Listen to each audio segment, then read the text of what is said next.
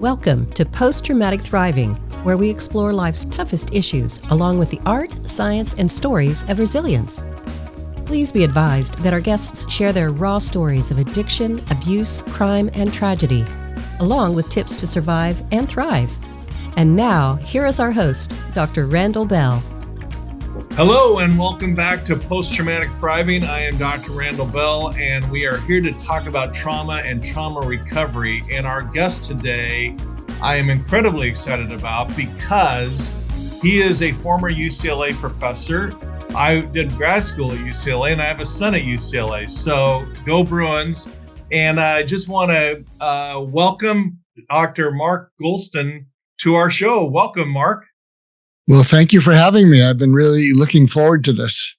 Me too, because your bio is so full of great information, and we're going to kind of break it into compartments and address one of these that address the various dimensions of your remarkable career, not only having been a UCLA professor, hostage negotiations, that's going to be another episode, the books you've written, PTSD for Dummies, the other book on Just Listening, or Just Listen is the book, a whole bunch of projects you've been involved with that are all kind of world class. And the episode I'd like to start with here is on this really ugly topic of suicide. And it's an ugly topic that you've taken on head on. It's fascinating to me that none of your patients ever died by suicide. So that's got to be a really fulfilling accomplishment. And the first question I got for you, Mark, is what got you into this field of suicide and research on suicide? Well, there's usually a backstory to why people do what they do. So I'll tell you the backstory, and then I want to share some experiences that led me into suicide prevention work. One of my greatest personal, I don't know if it's a professional accomplishment, is I dropped out of medical school twice and finished. And I believe I dropped out for untreated depression.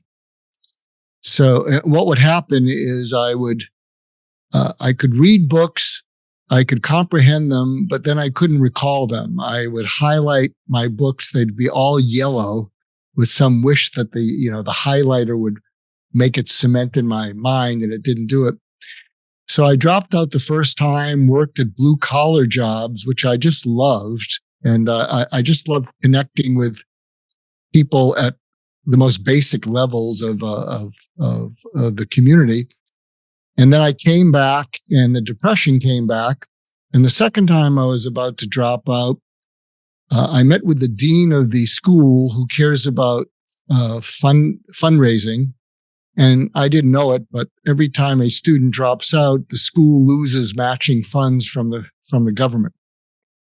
And so I met with the dean of the school, and I was at a low point, and I get a call from the dean of students who cares about students, and he said, "I just got a letter from the dean. You better come in here." And I grew up in a background where you are what you do. And if you're not doing anything, you're not worth very much. It's not an unusual background, depression age parents. And I could understand that. And I think I had hit a low point. And I get into the dean of students office and he says, "Read the letter." And the letter says from the main dean, "I've met with Mr. Goulston. We talked about alternate careers. I'm advising the promotions committee that he be asked to withdraw." And I'm in a low point. And I said, "What does this mean?" And the dean of students said, "You've been kicked out." Mm. And then it was my very good fortune that I cratered in front of him. I mean, it was like a gunshot wound to my stomach. I went, "Oof."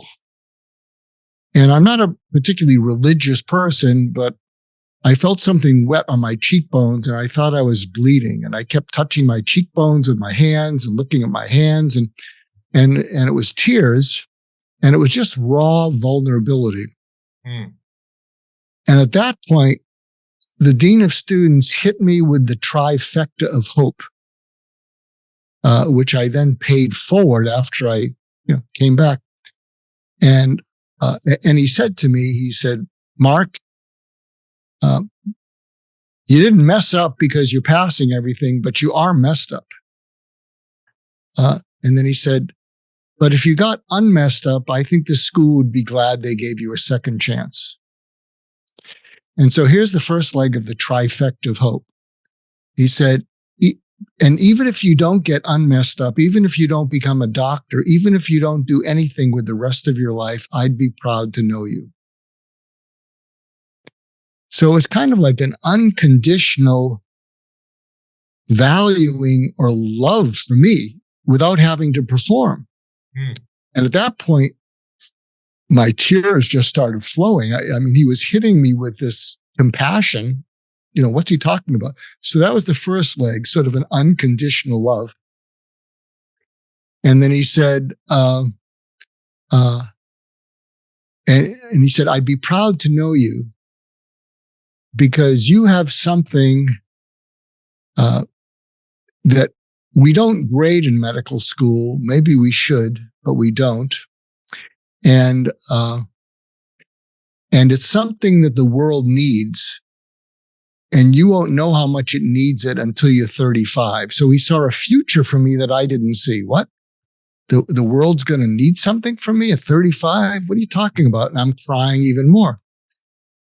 And then he says, look at me. And by this time, I'm just sobbing. And he points his finger at me and he said, but you have to make it till you're 35 and you deserve to be on this planet. And the third leg is, he said, and you're going to let me help you. Because if he had said, if I can help you, give me a call, I might have gone back to my apartment and I might not be here today. And I remember when he said, pointing his finger at me, you're going to let me help you. And I'm not the kind of person who would ever want to burden anyone. But when he said it that way, my eyes were bloodshot. And I said, I think I'd like that. And then we arranged an appeal. And I had to present to the promotions committee, and they saw something in me that he saw in me that I didn't see in myself. So, but that trifecta of hope, unconditional love, future, and going to bat for someone when they can't stand up for themselves, it clicked something in me. Then there were 3 episodes that informed the way I learned to listen into people. And the first story is listening into people's minds. The second one is listening into their eyes. And the third is listening into their souls. So the first one, I remember being on rounds at a veterans hospital in Boston. And I'm intimidated by the attending doctor, by the resident, by the intern, other medical students. I mean, my mind is, pretty useless. And they're all bantering with each other outside of Mr. Jones' room. And I'm just not getting where they're coming from. And they're all trying to sort of best each other. And a nurse comes over and says, didn't you hear Mr. Jones jump from the roof and he's in the morgue? And they all went silent. And just as clearly as I'm listening to your voice, I heard a voice say to me, maybe Mr. Jones needed something else. Wow. And I didn't know it, but I think that planted the seed for me to become a psychiatrist. Then the second episode is, I took that year off. I went to a place called the Menninger Foundation, which was in Topeka, Kansas. Now it's in Houston. And I remember going there in the second year off, and I thought, either I'm going to find myself in Kansas or they're going to lock me up. And I'm good with either way. And I was able to connect with schizophrenic farm men and women, young men and women. And, I grew up outside of Boston. I don't know anything from farms, but I would connect with them. And the psychiatrist said, you have a knack. And I didn't feel I had a knack for anything. So I come back, finish medical school, go to UCLA in psychiatry, which was, still is one of the leading programs in psychiatry. And so the second story is listening into people's eyes. And I was called, as a resident, I was paged to go see who someone will call Mr. Smith.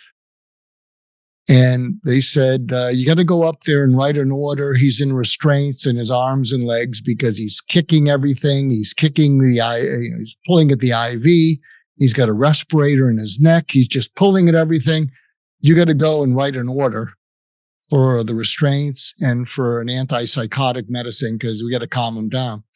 And I go there and there's Mr. Smith and he's tied down and his eyes are as big as saucers and he can't speak because he has a respirator tube in his throat and he's screaming at me through his eyes and he's going, And I said, what is it? And he goes, And they said, he's just psychotic. And I put a pencil in his hand, which was tied down, and he scribbled something. And I thought, well, maybe the other doctors are right. Maybe he's just psychotic because I was just seeing this terror in his eyes. And I said, we had to put your arms and legs down because you were pulling out the IV, you were pulling at the respirator, you were kicking, and I'm giving you something to calm you down. And when you calm down, we'll take everything off. Then a day and a half later, they paged me and they said, Mr. Smith is sitting up in bed. He's off the respirator. He's off the restraints. And he told us to page you. So I walk into his room and he grabbed onto my eyes like I'm grabbing onto your eyes. See, I can look into your eyes right now and just grab onto them. Mm-hmm. And he looked at me and he said, pull up a chair. And he sat me in a chair with his eyes. And he wouldn't let go of my eyes. He said to me, what I was trying to tell you yesterday is that a piece of the respirator tubing had broken off and was stuck in my throat.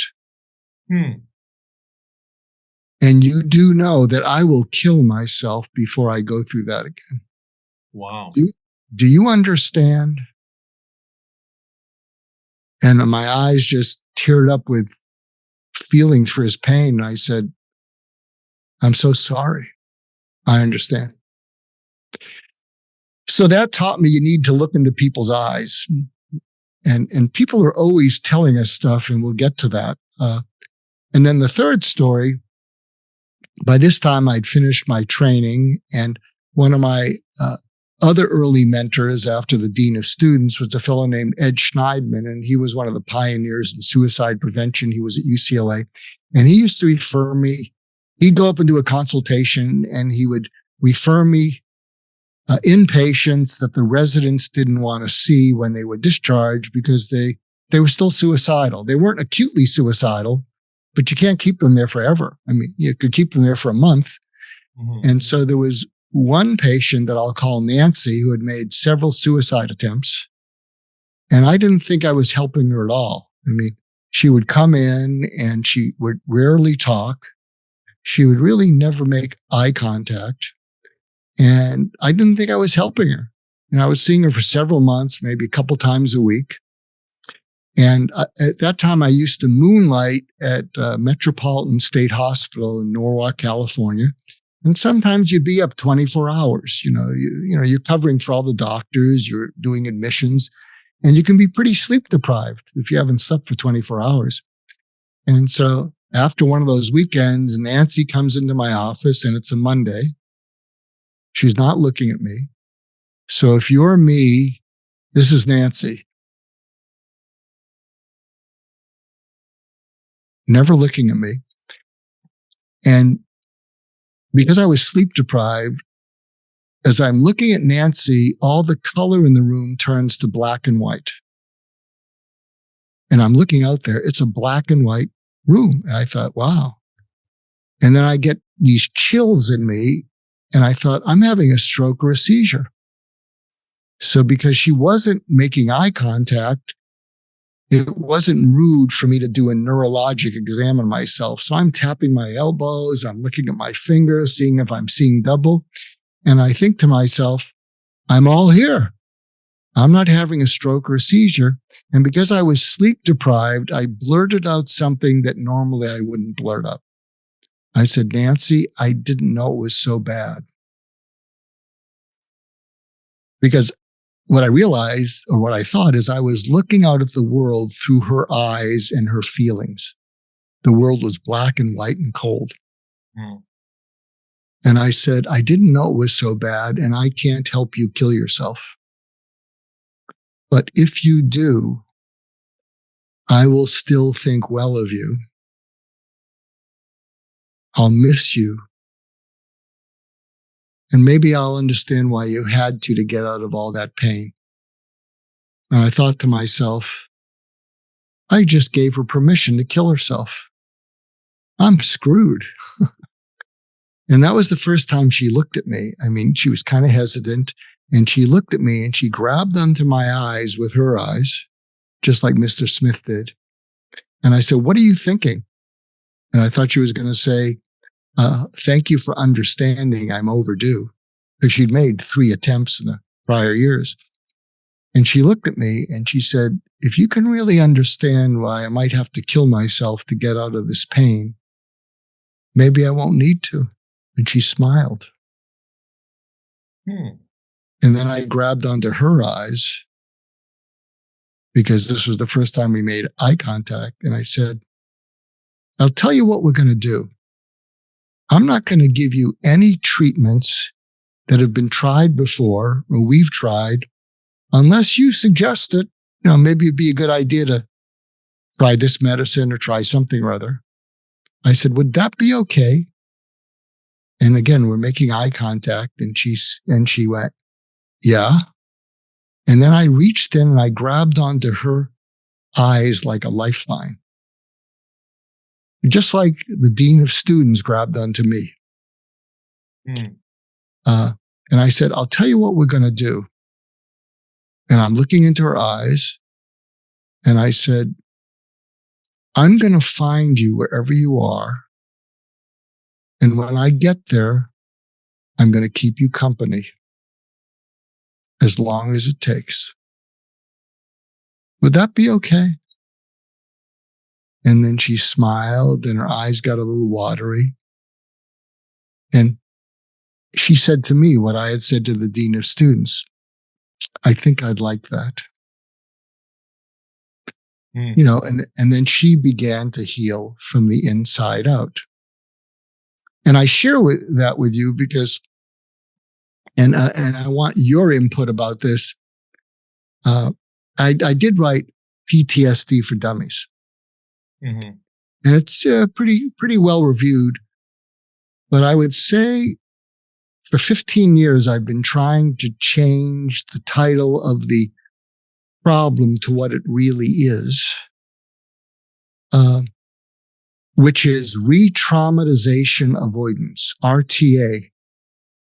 Because when you speak to someone who's been deeply traumatized by war, by abuse, by child abuse, by molestation, when I've spoken to some of these people and I've looked into their eyes, so I have this thing about looking into people's eyes.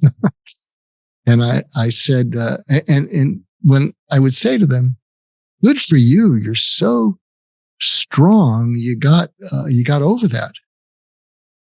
They would look back at me and say, I never got over it. And I said, well, what do you mean? They said, I got past it, but I'm not the same. What do you mean? I'm tentative. I don't walk into any setting without checking the setting out, and I'm tentative. And I can have fun. I don't have joy. I can get exhausted, but I never feel peace of mind. And then when I would look back, and this is the re-traumatization avoidance, I'd say, do you think you could go through it again? They would look back at me and say, I don't know why it didn't take me down the first time. Every day I can't imagine why it didn't take me down. And so I wait for the second shoe to drop. And a lot of the symptoms of re-traumatization avoidance, or PTSD, or post-traumatic thriving, a lot of the symptoms are efforts to avoid being re-traumatized. So there's drinking, there's using drugs to numb themselves, there's these intrusive flashbacks and nightmares, because when they lower their guard, they get nightmares. They're hypervigilant. And if they're a veteran and they're going through this and they're relaxing because there they are away from people in their pickup truck and they're happy, and a car backfires next to them, they go through the roof because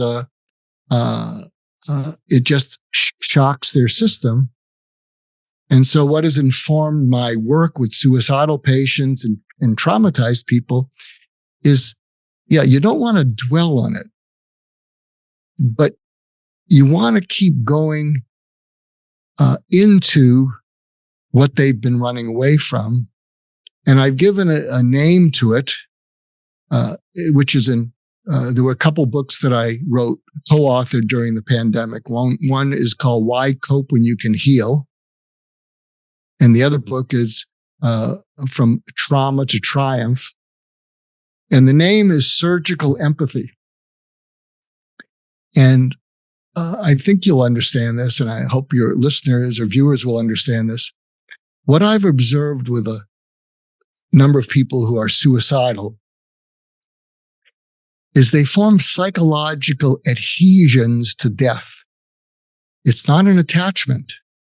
It's an adhesion. It's like when organs after surgery get stuck on each other. That's why insight often doesn't penetrate. And they form an adhesion to death as being compassionate to their pain. If worse comes to worse, I can always kill myself. And if they've been suicidal on more than a couple occasions, they tuck it away in their back pocket. They don't talk about it because it scares too many people. But it's an adhesion. Worse comes to worse, I can always check out. And so what surgical empathy is going into as deep as you can and causing them to feel felt. So what happened with Nancy is when I drilled in there and I understood her pain, and her pain was so awful that I could understand that if she killed herself to relieve it, she felt. And because she felt, she could let go of death as the way out of her pain. And when she felt and less alone in the dark night of the soul, that's when she said, I think I'd like that. Wow. That's a long story. You gave me a long leash. You could have gone to the bathroom, for crying out loud. Well, I'm glad I did give you a long leash, Mark, because those are three obviously profound stories that shaped your career. And I think it's obvious that you found some things that mainstream medicine and mainstream psychology had maybe not seen. And that kind of leads to my next question. And that is, this topic of suicide, it's obviously an ugly topic, and it's profoundly sad when somebody makes that choice. And it's the kind of culmination of profound depression, which is never a fun topic. But the question I've got for you is, what are the myths? What have you had kind of identified as the grand myths surrounding suicide, both myths in the medical profession as myths about people that commit suicide and what's really going on with them, and myths for those family and friends who are dealing with that topic? What are the big myths out there that you feel compelled to set straight? Look, I'm a fan of the psychological and psychiatric professions, and I think they're doing the best they can with very difficult situations. Mm-hmm. But I think what's happening is a lot of people who are suicidal feel incredibly isolated. And a lot of the treatments are like putting lipstick on a pain. And I wrote an article after Anthony Bourdain died by suicide and Kate Spade. I think it was within the same week. And I wrote it on Medium. It's still there. And it was Why People Kill Themselves. It's Not Depression. It got read by 400,000 people in 2 weeks because of the title. And I said, depression, losing a job, losing a marriage, they all can contribute to suicide. But there's hundreds of millions of people who have been through that who aren't suicidal. Yeah, they might be depressed, but they're not suicidal. And yes, they can all contribute to it. And my observation about what's going on with suicidal people, and this is what the article is about, is one thing they all have in common is at the end they feel despair. And if you break the word despair into DES-PAIR, despair, they feel unpaired with reasons to live, hopeless, without a future, helpless, without the ability to get out of there, powerless, useless, worthless, meaningless, purposeless. And when they all line up like a dark night of the soul slot machine in Las Vegas, they feel pointless to go on. And what happens is they pair with death to take the pain away. And they form that psychological adhesion. And so I think, yes, all those treatments are important. And yes, after I connected with Nancy from her inside out, from her dark night of the soul, we did try other treatments. But what I realized is that without connecting to her, the treatments would have been experienced as my way of keeping an arm's distance from her. One of the things that enabled me to do this, by the way, there was kind of a happy mistake that happened after my training. I was supposed to go into a fellowship, and it got canceled a few weeks before I graduated my psychiatry training. And I thought, well, maybe I'll just go out there. Maybe people refer me patients. Who knows? And one of my mentors was this Dr. Ed Schneidman, who was the suicide prevention pioneer. And he would start referring me these patients. And it was my good fortune to not be in an institution or a program, because I would have to check boxes and follow protocols. And as I would sit with suicidal patients, having had those experiences that I mentioned before, when I'd look into their eyes would be screaming out at me, kind of like Mr. Smith. They'd be screaming out at me, "You're checking boxes and I'm running out of time. So if you're going to hide behind those boxes, I might just check out." So I threw away the boxes. And that's when, given those other experiences, I learned to listen into people's eyes. And here's something I'm trying to teach the world. In fact, I have a podcast called My Wake Up Call, which has done reasonably well in the world. It's in 40 countries and it's in the top 0.5%. But in the past 3 months, I started co-hosting a show on UK Health Radio. UK as in United Kingdom. UK Health Radio is the leading talk health radio channel in the world. It's internet radio. It's not AM or FM. And I'm co-hosting a show with a Scottish journalist, which is called Hurt Less, Live More, with JJ and Dr. Mark, because it's our view that the world runs away from hurt and fear into destructive coping mechanisms. Eating, overeating, drinking, video games, pornography, anger, kick the dog. And people just run away from hurt and fear into something else that makes it worse. What actually inspired us to come up with that title is I had just watched this movie that was nominated for a few Oscars, The Banshees of Inisherin.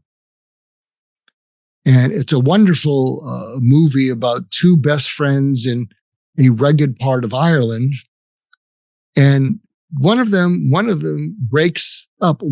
to break up with his friend who's a little bit boring. And he won't tell his boring friend why he's breaking up with him. He just says, leave me alone. And to me, I said, this is about two former friends who just want to hurt less. They want to lessen their hurt. And it's sort of a dark comedy because I don't know if you've ever had some friends that they're decent, but you avoid them because they just bore the heck out of you and they won't take a hint. And you go, oh my God, and you're looking at your watch, you're indicating things, and they don't take a hint. and that's what it's about. And that hurts. It hurts to have to be rude to someone that won't take a hint and drives you crazy. Yeah. And so I thought, I think the world runs away from hurt and fear. And I think, and maybe I want to hear from you on post-traumatic thriving. I think when you make it safe for a person to feel their hurt and fear, and they're able to tell it to you, and you don't jump in immediately with treatments or solutions, but you actually go deeper, which is what surgical empathy does. And also, what I realize is my lens of the world, probably because of that dean of students, is I don't listen for what will make someone successful. There's enough people doing that. I listen for what hurts people. And I try to lessen it. In Just Listen, there's an anecdote that people seem to love. I was called in to speak to a CEO, for some coaching, and a big, former football player. And I'm there, in front of his desk, and he's sort of agitated. He's not looking at me, and I can be kind of feisty. And again, having not working for a consulting company, I was able to go off of script and protocol. I'd probably get fired, from one of them if they knew what I said. And what I said to him is, I said, "Hey, how much time you got for me?" And he looks up at me with a look that says, "I think you're just about done." I said, "Come on." I said, "Look at your schedule. How much time?" And he goes, 20 minutes. And then I said, "We're into minute 3. And what I wanted to talk to you about, I think is worth your undivided attention, but you can't give it to me because there's something on your mind that's much, much more important than speaking to me. And here's the deal. Let's stop now. You got 15 minutes. Make a call. Take care of whatever's on your mind, because it's not fair to other people. It's not fair to you. It's not fair to people like me. And tell your assistant to reschedule our time, or tell your assistant that you never want to see me again. But use those 15 minutes to take care of whatever's on your mind." And now he looks up at me and his eyes start to tear up. And I think to myself, Mark, this is a CEO. You don't make these people cry. Come on, Mark. You're out in the business world, for crying out loud.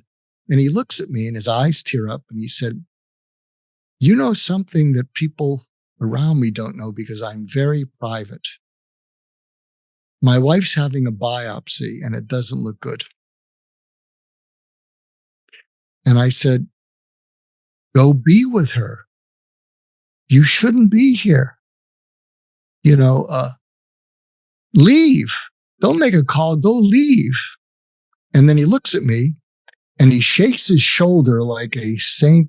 Bernard dog coming in from the rain. He goes, and he looks at me and he said, I'm not as strong as my wife, but I'm strong. And you've got your full 20 minutes and you've got my undivided attention.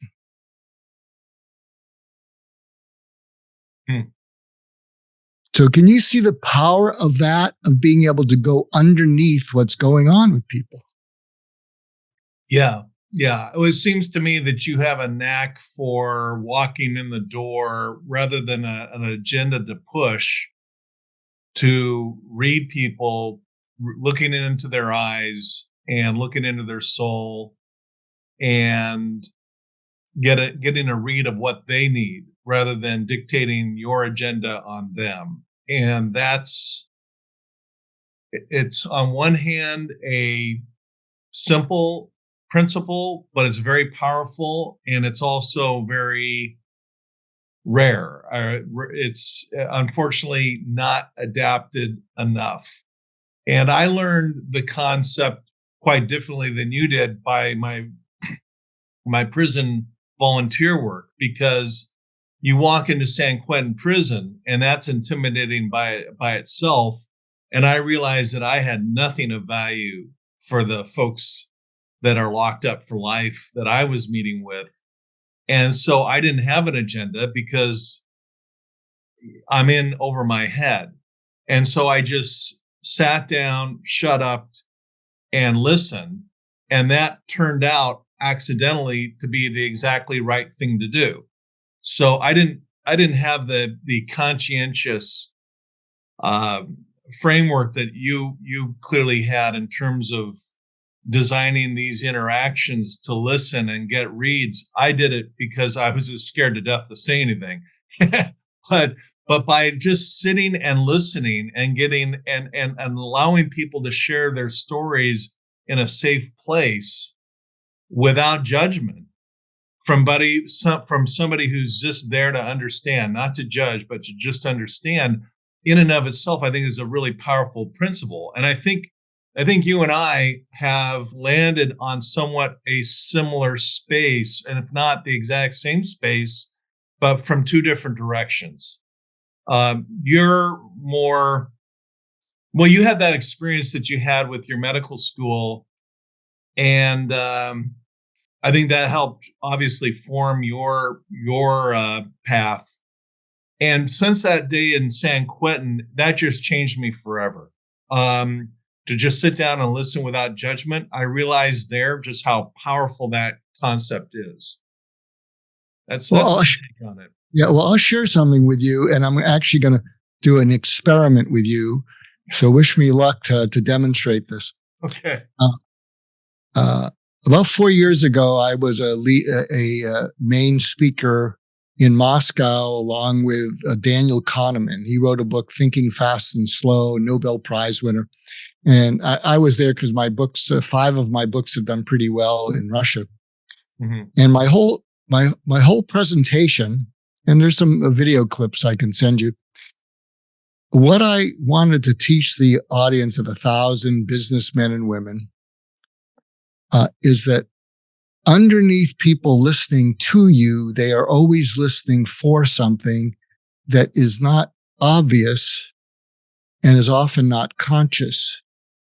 But if you can know that people are always listening for something and just know that it's happening and just be curious about it so they can tell you what it is, the more you can give them a space and enable them to share what they're listening for, they will lean into you. So here's the experiment I'm going to try with you. Mm-hmm. So you've been great at listening to me.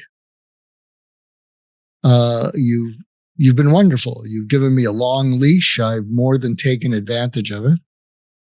You followed up with great questions.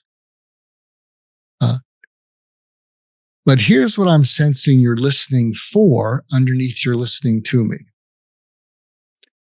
And if it's accurate, you'll tell me what it feels like. Because this is something all of us can learn. Mm-hmm. I think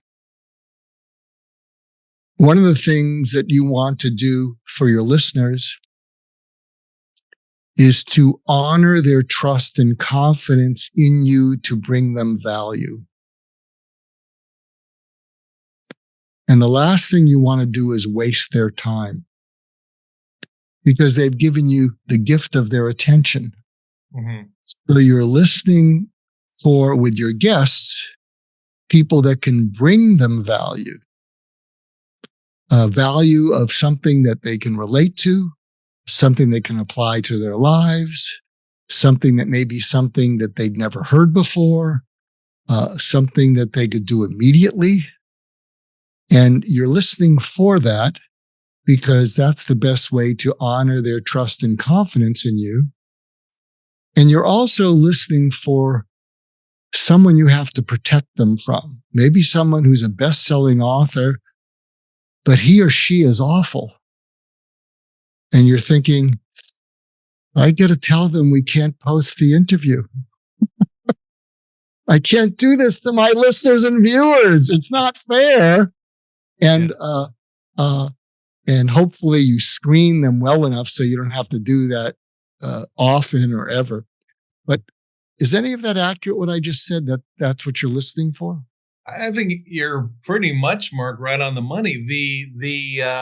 I do indeed honor our listeners' time, and I want to stay true to kind of our North Star of having really not just interesting people. I mean, it's not all about entertainment, but people that have insights that add various dimensions to this complex topic of trauma recovery, because I think it's the singular most important topic on planet Earth, because we all go through meat grinders and we're not taught in school typically how to deal with it.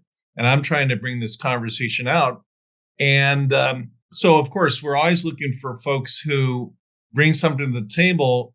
I will say that our producer, Mel, is very good at screening and finding people where we haven't had to kind of put episodes aside and never publish them. They get edited a little bit, but not much.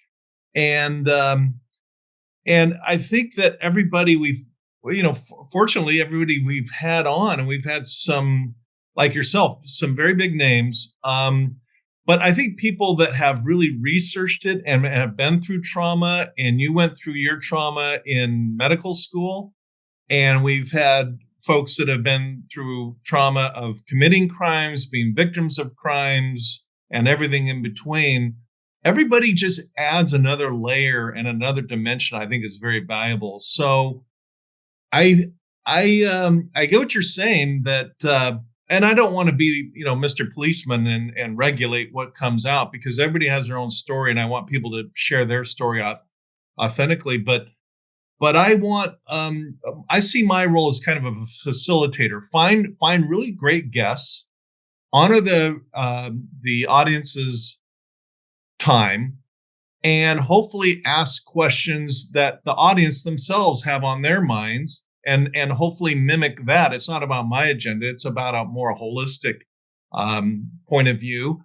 And I think maybe, like I am well known for saying, the concepts you're talking about, the concepts that we talk about on this show can change the world. And if they don't do that, they're going to change your world, meaning my world, your world, and the folks listening's world. Because you listen to a podcast that goes for an hour, or some of our episodes they seem like days, but just that one nugget can just turn our life around. And I've seen it over and over again. So you bring enough of those gold nuggets to the table, it's going to be successful for somebody out there. That's kind of how I see the whole thing. No, and that's how I'm experiencing it as a guest. I know also that shows like practical, tactical things that can benefit their listeners and viewers. And as I had mentioned, I'm trying to teach, coach the world to realize that everybody is always listening for something underneath what they're listening to. So if you're listening in or you're viewing this, if you're in a conversation and it's not going well, rather than escalate, if you can pause or say to the other person, can we stop for a moment? And they're going to go, what? Yeah, can we stop for a moment? And you say, and then you say, when we started this conversation, you were listening for something and you didn't hear it. In fact, we're getting further away from whatever it was that you were listening for. And I think that may explain why you're getting a little agitated, and so am I. What was it that you were listening for that I messed up? And again, sometimes if you're doing this with a spouse, a lot of times, here's a little bit of neurophysiology of intimate relationships. Frequently, one spouse is more emotionally guided, and that doesn't mean they're emotional wrecks. They're just more emotionally guided, and another spouse is more pragmatic and solution oriented. And frequently, the one who's more emotionally guided doesn't want advice or a solution. They're not asking for that. They want you to just listen and hear them. And here's what's going on inside the neurophysiology between both of them. Mm-hmm. Someone who just wants to be listened to and heard out. When you're stressed out, your cortisol goes up. And when your cortisol goes up, it triggers a part of your brain called the amygdala. And the amygdala does something called an amygdala hijack. What that means is that when you have high cortisol and you're stressed out, your amygdala takes the blood flow away from your thinking brain into your lower brain. I mean, that's what's happening with high cortisol. Sure. And one of the things that counterbalances high cortisol is oxytocin. And if you look up oxytocin and cortisol, you'll see there's lots of articles about this. And oxytocin is bonding, is feeling less alone, as Nancy did. Mm-hmm. And so what's happening is when someone seems to be venting at you, is their cortisol is running high, and they want to be heard out and empathized with versus given advice and solutions. Because if they then feel heard out, they experience oxytocin. They experience, oh, you care about me. That's what's happening when you went to the prison, is that, oh, they just want me to hear them. And geez, it seems to go better if I just hear them with kind of an open mind, and whatever they say, I'm open to. Mm-hmm. Because what happens is when you feel heard and maybe feel felt by the other person, your oxytocin goes up, your cortisol goes down, and the blood flow goes to your upper brain, and you can think. Yeah. And then you come up with your own solution. So that person who's venting to you or at you, if you can just hear them out. And here's one of the ways you can do that. Here's one of my techniques that people chuckle at, and I hope I get a chuckle out of you, my friend. It's called the FUD technique, and it's in my book. I have a book called Talking to Crazy, which is how to calm people down. It's not about mental illness. It's about how to deal with people that drive you crazy. So the FUD technique. So here's another tactic you can use. So let's say you're dealing with someone and they're venting at you or they're complaining or they're stonewalling you, or they're sullen. If you're in that conversation with them, instead of getting agitated, and here's the FUD part. It's called FUD crud so you can remember it, but it's actually the FUD technique. And you say to them, "You seem frustrated and I think you're holding back." They're going to go, "What?" "Yeah, you seem frustrated and I think you're holding back because I think you're upset and disappointed too." What is it? What is it that you're frustrated about? And then you get them to talk that through. And you don't jump in with advice and you don't get defensive. And you may even go deeper and say, "How often do you get frustrated about that with me? Well, give me an example of me at my frustrating worst." And you don't defend yourself. You say, "Wow, I did that. Woo. Wow, I can be clueless."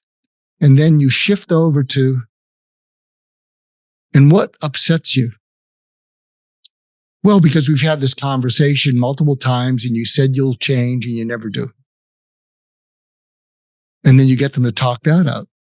And then if you can get them to talk out the frustration and upset, you may be fortunate to say, "And I think you're disappointed too. What is that about?" And they might say, "When you do these things, or you fail to do these things, I lose respect for you. And because I love you, you have no idea how painful it is to lose respect for you when you do these things. And it not only is disappointing, it just plain hurts."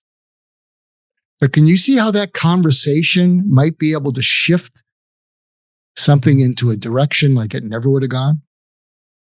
Oh, absolutely. Yeah, I think we're on the exact same page. The listening without judgment, and let's face it. I'm a guy, and I think of myself as a fixer, and I have an agenda, and I've thought about things that I'm anxious to jump in and tweak and fix everything. And if you turn that off completely and go with I'm not here with an agenda, I'm not here to fix. I mean, how do you sit down with somebody who's been sentenced for life without the possibility of parole in San Quentin prison? I can't fix that. There's nothing to fix.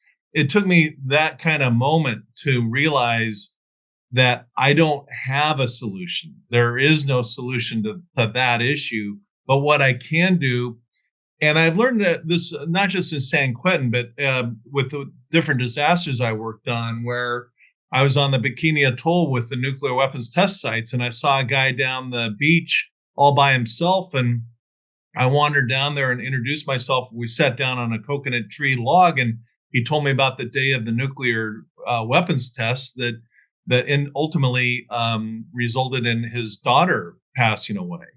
How do you can't fix that. And so it's these moments I've had where I'm overwhelmed and I don't have anything to say. And it's a good thing I was smart enough to, stay away from these platitudes of, well, gee, it could have been worse, or gee, or that, all the things that are just so classically wrong to say, and just sit down and listen. That is so in and of itself, so therapeutic. And again, I think I've landed on the same spot you have, but again, more out of my being overwhelmed, and realizing I don't have anything to say. All I got to offer is the ability to sit down and listen without judgment. It's such a profoundly important concept. And it sounds to me, kind of getting back to talking about suicide, people that are going through that experience, I can't truly say I have empathy, and I'm an empathetic person, or I understand it because I haven't been through that. So all I again could offer someone in that position is a listening voice, and that in and of itself is very helpful. I think that's kind of my takeaway. Yeah. So here are, and I'm guessing that you have used what I'm about to say. There are some things that I talk about in Just Listen, which are conversation deepeners. So my advice to the world is it's frequently less important what you tell other people than what you enable them to tell you that truly matters to them. And one of the ways to get to that is with certain conversation deepeners. So one of them is to notice hyperbole with certain words like always, never, awful, terrible, amazing, those things. Or when they raise their voice and the intensity goes up. And after they share whatever they're sharing,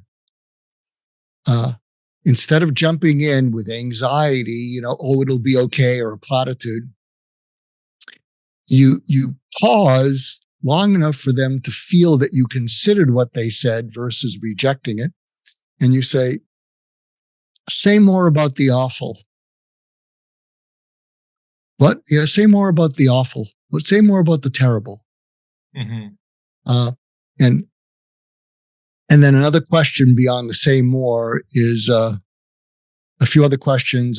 At its worst, how bad can it get for you? Mm-hmm. And when it gets that way, what's that like? So can you see that these are all ways to invite them to get stuff off their chest? And when they do, not infrequently, they'll start to tear up with relief. And it's important to realize that if they're crying, you're not making them cry, you're letting them cry. You're enabling them to let go of some tension, and the release of that tension can often cross over into tears of relief. Mm-hmm. And so those are something else that I learned from a good friend of mine who was a general in the Marines. And we worked on a transition program for returning Marines, 2007 to 2009. And then, then the economy fell apart and the financing for, and one of the things that would happen in the transition program, and hands down, the most valuable thing that Marines would say was from the program, was they got an hour and a half of one-on-one time with General Marty Steele. He was the COO of the Marines in the 90s. And he became the first CEO of the U.S. Intrepid aircraft carrier on the Hudson. And I would say, Marty, what did you talk to these soldiers about? And he said, I'd ask them the 5 reallys. And I said, well, what is that? And he said, we address them as Marines. And I would say, Marine, how's it going? How's the transition going? And they might say, well, it's a lot different being in a war zone than being, stateside. And I would repeat, no, I understand it's really different. What's really going on? Well, my family and I, we're just not getting along. I mean, they don't get what's going on. And then he'd repeat that. I understand that you're not getting along, but what's really going on? And he said, when you get to the 4th or 5th really, and what they pick up is that you really want to know what's going on for no other purpose than to relieve them of that stress. And he would say, occasionally they would look at me like deers in the headlights, and they would say, I did and saw awful things, sir. And when I close my eyes, I see them more vividly. So I don't close my eyes much. Mm. And he would give them a direct order. He would say, anybody who's been in a war zone as a Marine, collateral damage, all that stuff, we've all seen and done awful things. And you have earned the right to a life. And you need to put that aside.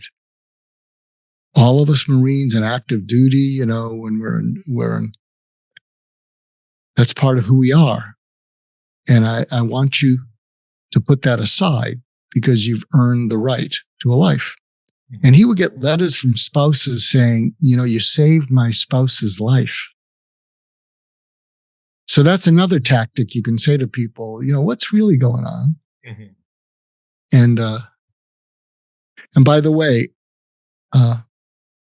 maybe we can segue to some of the documentaries that I'm involved with, because one of my passion projects is lessening youth mental health issues, improving them, and stopping teen suicide. And I have a friend who's become like a brother, Jason Reed.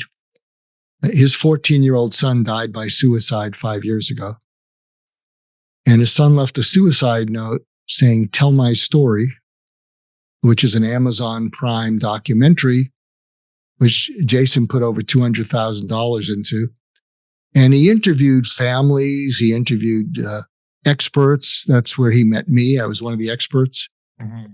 And he interviewed teenagers about their low points. And he said the most riveting part of the whole documentary was not the experts, it was not the parents.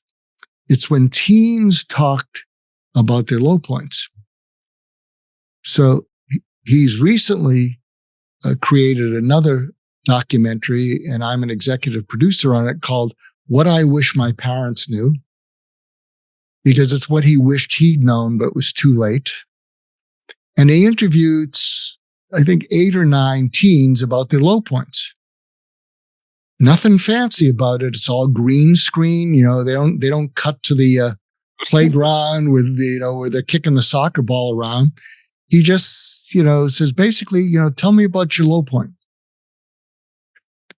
And what we're doing with it, what we're hoping to do with it is distribute it to 200 or 300 high schools this year, where they'll bring in parents, maybe bring in teens. Because when you watch these teenagers open up,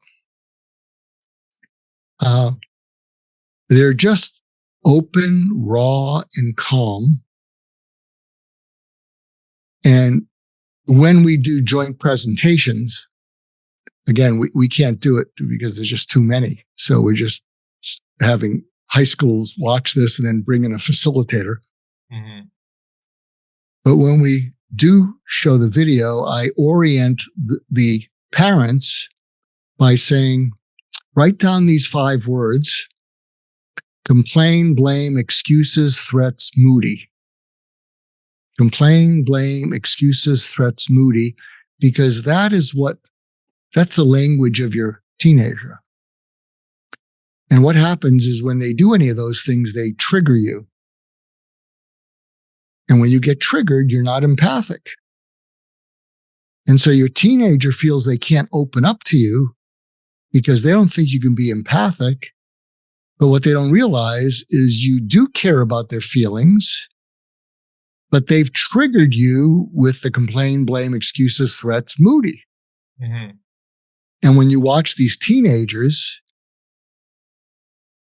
they're none of those. They're just calmly telling you about low points and talk about how they couldn't tell anyone, including or especially their parents. Mm-hmm. And what happens is when parents watch it, they're mesmerized and they realize that's what's going on inside my teen. Mm. Many of the parents will share, that was me as a teenager, and I didn't talk to anyone about it. And so when they go back to their teens, is sometimes these parents will be crying, and the teens will say, "What's the matter, Mom? What's the matter, Dad?" And the mom or dad will say, "I just realized how much I love you." And so we're hoping that will pivot the conversation to emotionally connecting, versus being interrogated by a parent. So what are you going to do about it? Your junior year, you got to get those in. Did you do such and such? Did you get your applications in? You've worked so hard, you want to throw it all away? Yeah. Yeah. Well, that's a fascinating project. I want to get into that on our next episode more, and I also I'm fascinated with your background with hostage negotiations, and if that's okay with you, I'd like to Sure. get into that on our next episode. Let's just say thank you for what we've explained. My head's exploding. I've been studying this stuff for years and years and years. And what I love about talking with you, Mark, is that it's just going in all kinds of new directions and adding layer upon layer of additional concepts to what is really a pretty well-developed field in terms of trauma recovery. Because the good news is for folks that are going through a tough time, and let's face it, in this crazy world we all are, is that the science is getting really good. And if we reach out for the help, reach out for your books, and you've written a number of them, and to the extent that you're willing to share your time, I'd like to go through each one because I'm just a big fan. I'll just say it of your work. And when we come back, we'll talk about the teenage documentary and how really I think the underlying concepts are very similar to what you're talking about with your hostage negotiation work. So let's sign off for now, and we'll see everybody back here on the next episode of Post-Traumatic Thriving. Thanks for supporting our podcast. Be sure to like, share, and subscribe, and follow us on your favorite social media. For books, merchandise, or to donate, visit CoreIQ.com. Post-Traumatic Thriving is produced by CoreIQ, a nonprofit with a mission to teach the skills we all need but are not taught in school. CoreIQ and the Post-Traumatic Thriving podcast are for informational purposes only and do not provide medical or mental health advice. Always consult with your licensed medical and mental health care providers.